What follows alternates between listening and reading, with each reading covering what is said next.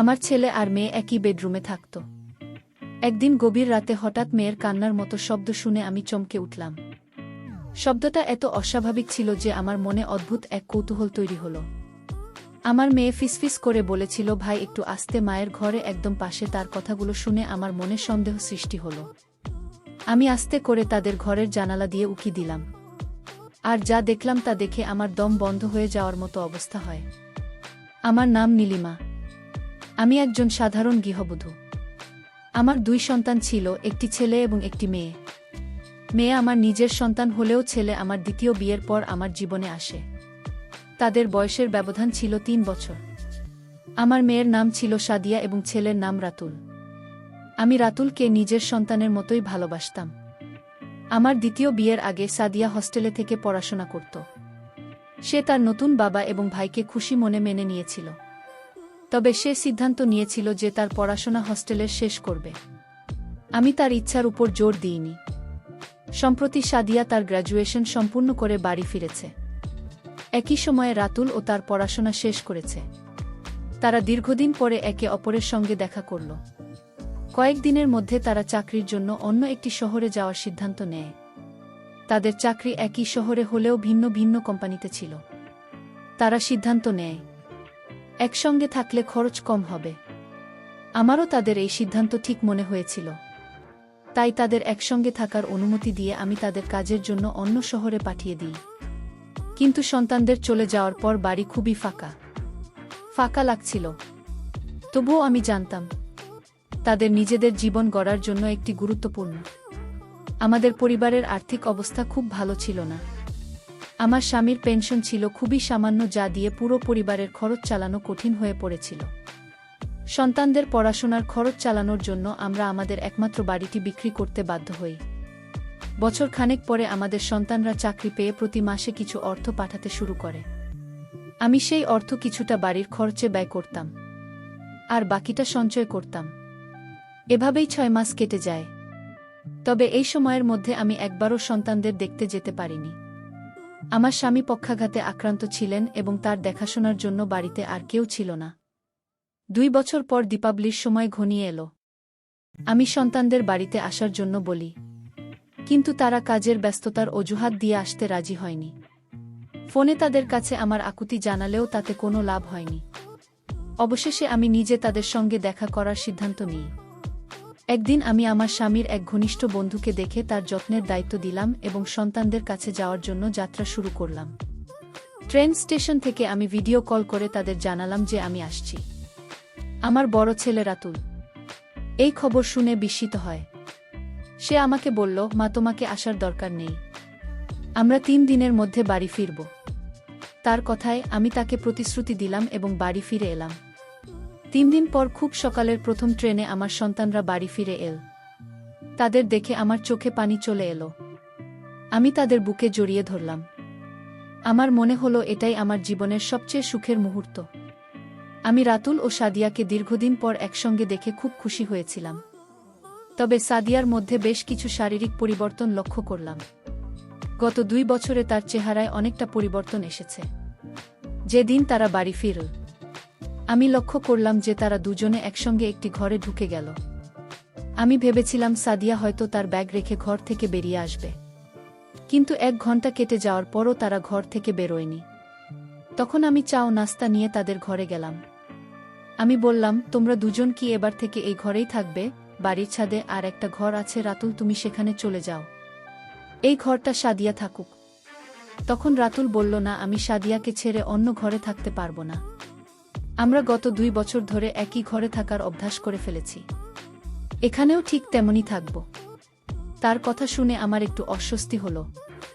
আমি সাদিয়ার দিকে তাকিয়ে বললাম, সাদিয়া, তুমি এখন আর ছোট নেই, আর তোমার ভাইও বড় হয়ে গেছে। একই ঘরে থাকা কি ঠিক হবে? যদি কখনো তোমার একা থাকার প্রয়োজন হয় তখন কিভাবে ম্যানেজ করবে?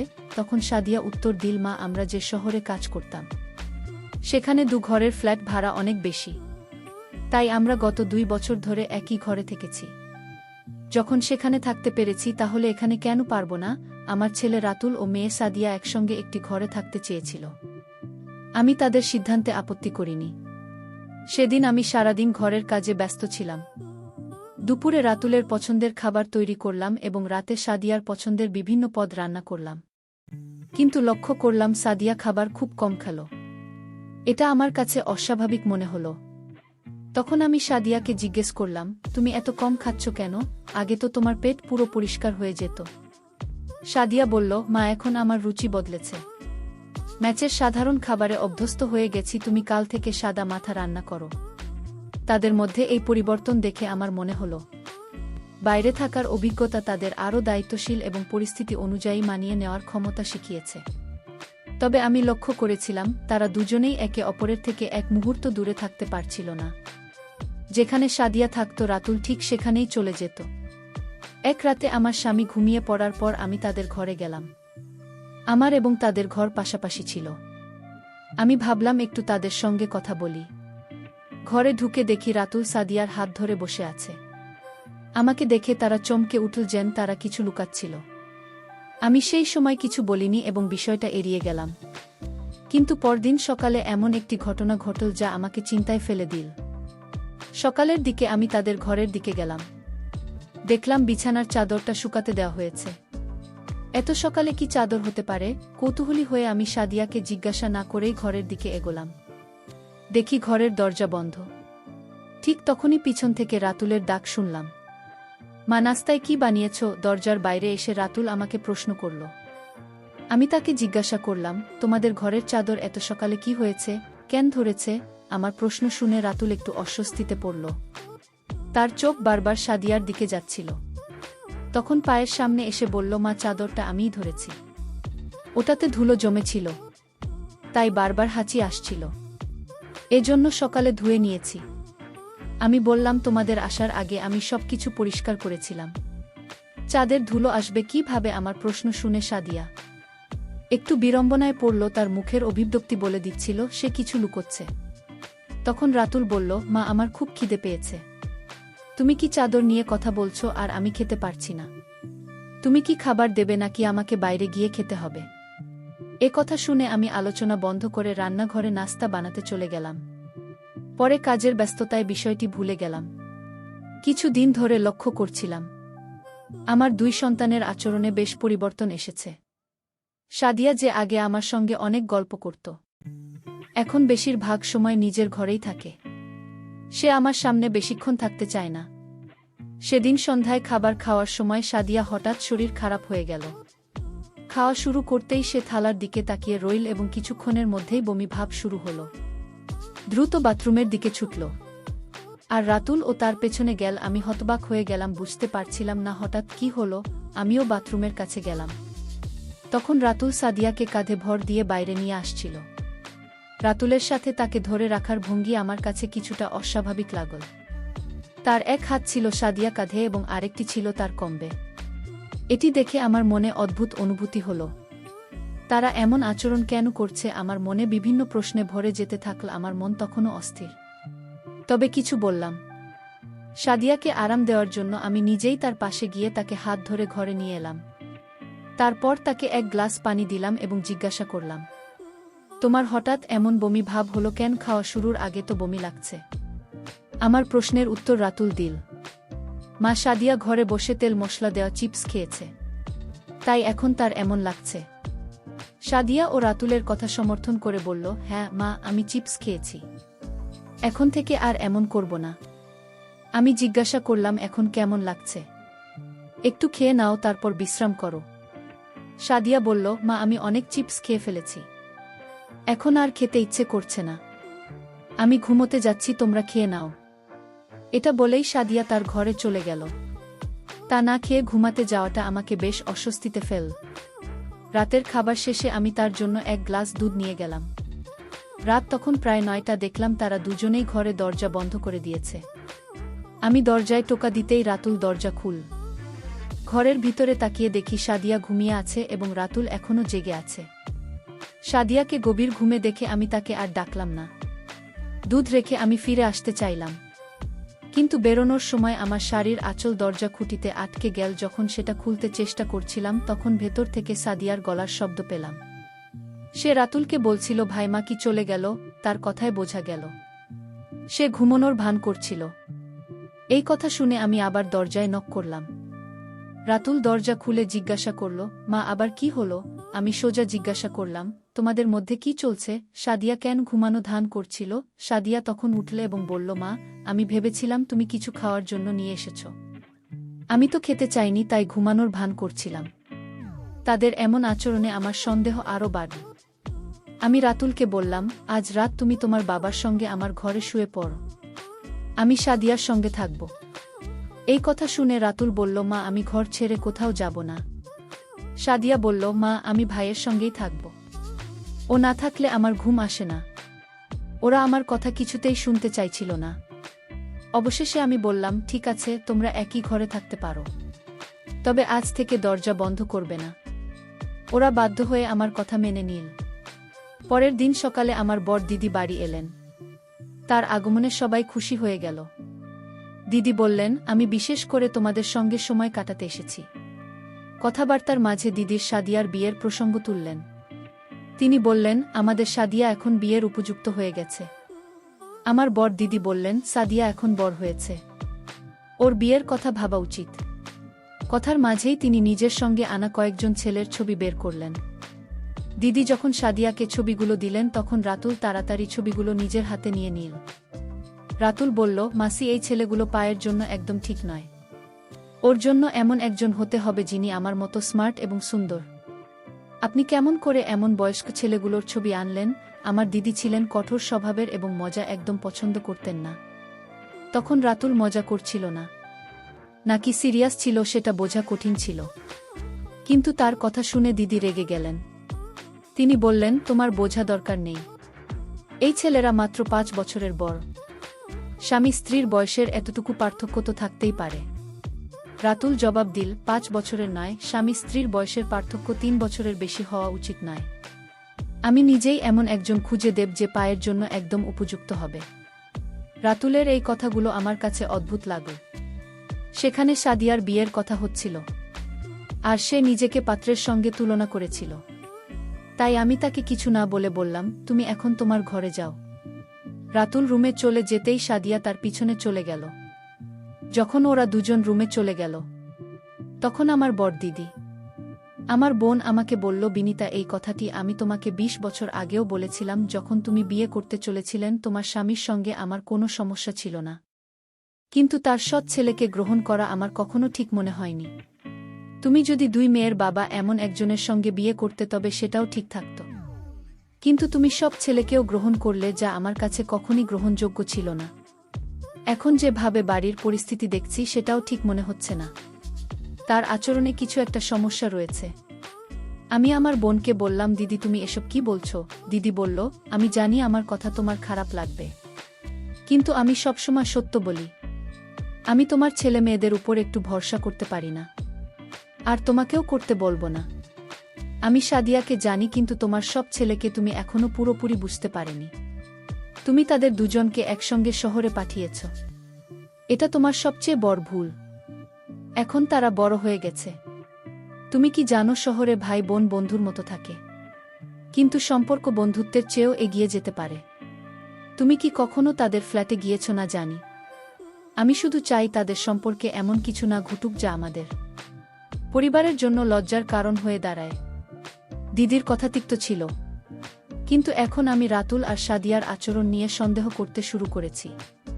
কিছুদিন ধরে বাড়িতে একটা অদ্ভুত পরিবেশ তৈরি হয়েছিল। রাতুল আর সাদিয়া একে অপরের কাছ থেকে এক মুহূর্তের জন্য আলাদা হতো না। সাদিয়া যেন আমাকে এড়িয়ে চলছিল। সেই রাতে আমার দিদি বাড়িতে ছিলেন, তাই আমি তার সঙ্গে ঘরে ঘুমিয়েছিলাম। দিদির কথাগুলো সারা রাত আমার মনের শান্তি কেড়ে নিয়েছিল। রাত প্রায় 2টা নাগাদ যখন আমার ঘুম ভাঙল এবং আমি পাশ ফিরলাম, তখন লক্ষ্য করলাম বাচ্চাদের ঘরের লাইট এখনও চলছে। বিষয়টি দেখে আমি কৌতূহলী হয়ে তাদের ঘরের দিকে এগিয়ে গেলাম। ঘরের বাইরে পৌঁছানোর পর আমি সাদিয়ার গলা শুনতে পেলাম। সে বলেছিল, দাদা, তাড়াতাড়ি লাইট বন্ধ করুন। মা যদি আমাদের ঘরের দিকে তাকায় তাহলে সবকিছু ফাঁস হয়ে যাবে। এই কথা শুনে আমি দরজার ফাঁক দিয়ে উকি দিলাম। দেখলাম রাতুল পায়েল কাঁধে হাত রেখে তাকে বিছানার দিকে নিয়ে যাচ্ছে। সাদিয়ার হাঁটার ভঙ্গিমাও যেন একটু অস্বাভাবিক লাগছিল। ঠিক কি ঘটেছিল তা বোঝা আমার পক্ষে তখন সম্ভব ছিল না। আমি সেই রাতে তাদের কোনো প্রশ্ন করতে পারিনি, কারণ বাড়িতে আমার বড় দিদি ছিলেন এবং তার সামনে আমি কোনো অস্বস্তিকর পরিস্থিতি তৈরি করতে চাইনি। তবু দরজার কাছ থেকে স্পষ্টভাবে শুনতে পেলাম তাদের কথোপকথন। সাদিয়ার কথা মতো রাতুল ঘরের লাইট বন্ধ করল, তবে আলো নিভে গেলেও তাদের কথোপকথন থামল না। রাতুল বলছিল, শহরের ফ্ল্যাটে আমাদের উপর কেউ নজর রাখার ভয় নেই, আমরা সেখানে নিজেদের মতো করে থাকতে পারতাম, কেউ জানত না যে আমরা ভাই বোন। কিন্তু এখানে মায়ের নজর সব সময় আমাদের উপর থাকে, কোনো ব্যক্তিগত জায়গা বা সময় আর অবশিষ্ট নেই। সাদিয়া বলল, হ্যাঁ তুমি ঠিকই বলেছ, আমরা এখানে আর বেশি দিন থাকতে পারব না। যদি আমাদের কিছু কথা মায়ের কানে পৌঁছে যায় তাহলে সব শেষ হয়ে যাবে। না, বারবার আমাকে ডেকে কথা বলার চেষ্টা করছে। আমি যদি তার সামনে বেশি সময় থাকি তবে তিনি হয়তো সবকিছু বুঝে ফেলবেন। আমাদের যত তাড়াতাড়ি সম্ভব শহরে ফিরে যেতে হবে। আমি আর মিথ্যে লুকিয়ে রাখতে পারছি না। এরপর সাদিয়া বলল, রাতুল ভাইয়া, আমি কখনো ভাবিনি যে আমাদের সম্পর্ক এই পর্যায়ে পৌঁছবে। গত কয়েক মাস ধরে আমি তোমার সঙ্গে ফ্ল্যাটে থাকছি, আর তুমি সব কিছুতে আমাকে সাহায্য করেছ। সত্যি বলতে তোমার মতো আর কাউকে আমি খুঁজে পেতাম না। তাদের এই কথোপকথন শুনে আমি একেবারে হতবাক হয়ে গিয়েছিলাম। আমি আবার ঘরের ভেতরে উকি দিয়ে দেখলাম তারা দুজন একে অপরকে জড়িয়ে ধরেছিল। আমার খুব ইচ্ছা করছিল ঘরে ঢুকে তাদের থাপ্পড় মারে, কিন্তু আমি নিজের পরিবারের সম্মান রাস্তায় ফেলতে চাইনি। তাদের কথা শুনে আমি গভীরভাবে মর্মাহত হয়েছিলাম। সেই রাতে আমি এক মুহূর্তের জন্য ঘুমাতে পারিনি। আমি শুধু সকাল হবার অপেক্ষায় ছিলাম। সকালে কিছু সময়ের জন্য চোখ লেগে এসেছিল, কিন্তু তার মধ্যে আমার বড় দিদি আমাকে জাগিয়ে তুলল। তিনি বেশ ঘাবড়ে গিয়েছিলেন এবং বললেন, বিনিতা, তোমার বাড়িতে কি হচ্ছে? সাদিয়া সকাল সকাল ঘরের চাদর নিয়ে গেল কেন? আমি তোমার সন্তানদের আচরণে কিছু ভুল দেখছি। তাড়াতাড়ি করে সাদিয়ার বিয়ে ঠিক করো।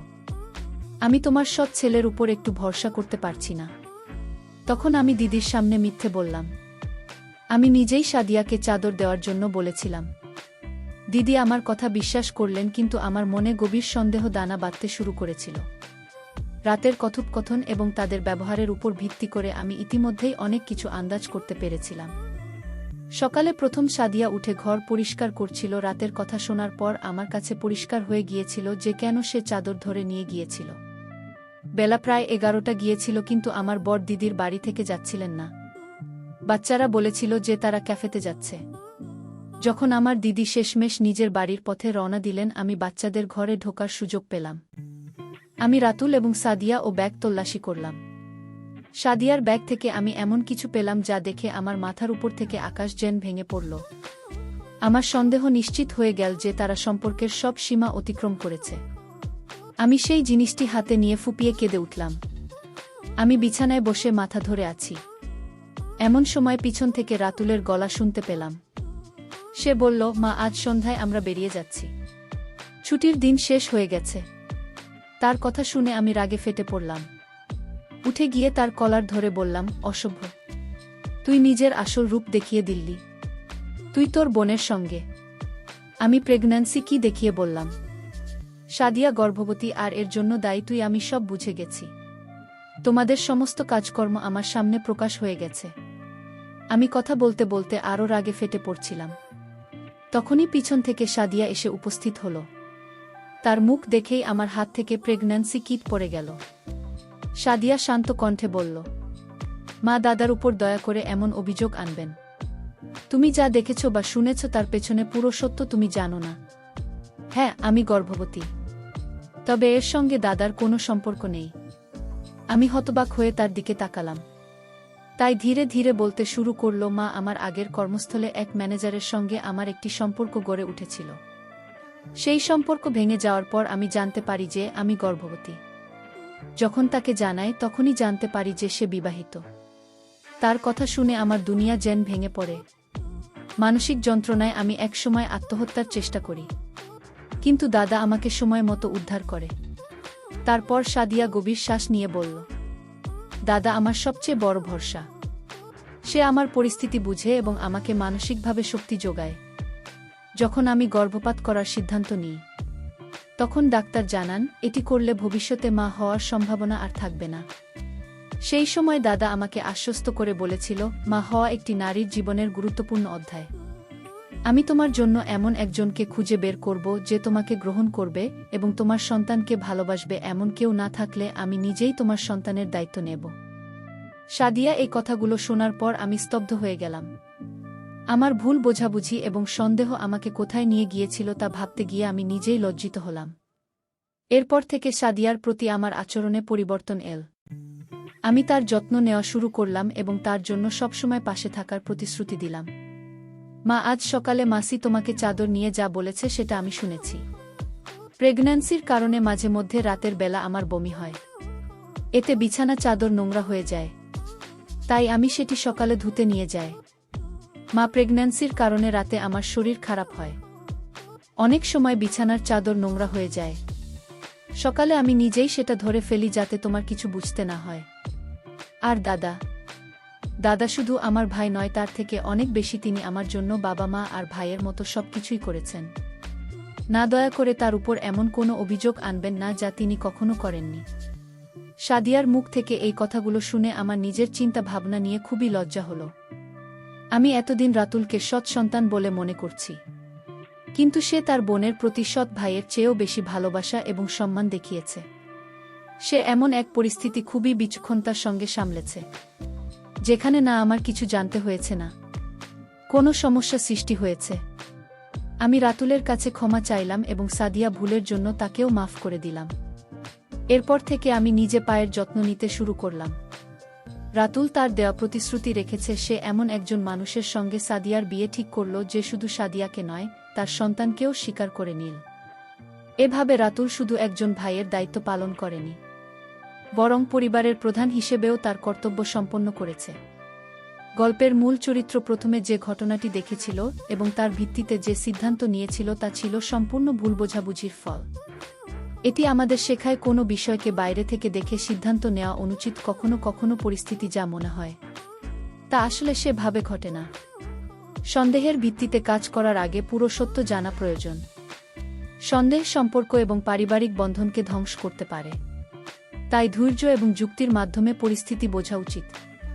রাতুলের চরিত্রটি দেখায় যে পরিবারের দায়িত্ববোধ এবং আত্মত্যাগ কেমন হওয়া উচিত।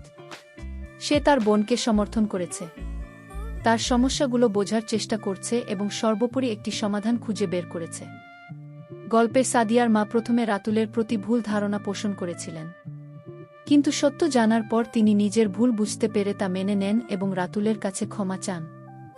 এটি শিক্ষা দেয় যে ভুল স্বীকার করা একটি শক্তিশালী গুণ। রাতুল সাদিয়াকে মানসিক সহায়তা প্রদান করে তার জীবনের গুরুত্বপূর্ণ ভূমিকা পালন করেছে। এটি দেখায় বিপদের সময় একজন সঠিক মানুষ পাশে থাকলে পরিস্থিতি অনেক সহজ হয়ে যায়। বন্ধুরা, এই ছিল আজকের গল্প। যদি এই গল্পটি ভালো লেগে থাকে তাহলে দয়া করে ভিডিওটি লাইক করুন এবং আমাদের চ্যানেলটি সাবস্ক্রাইব করো এবং পাশে থাকা বেল আইকনটি প্রেস করুন, যাতে করে আমরা যখনই নতুন ভিডিও আপলোড করি তার নোটিফিকেশন সবার আগে আপনার কাছে পৌঁছে যায়। তোমাদের অসংখ্য ধন্যবাদ। দেখা হবে আমাদের পরবর্তী ভিডিওতে।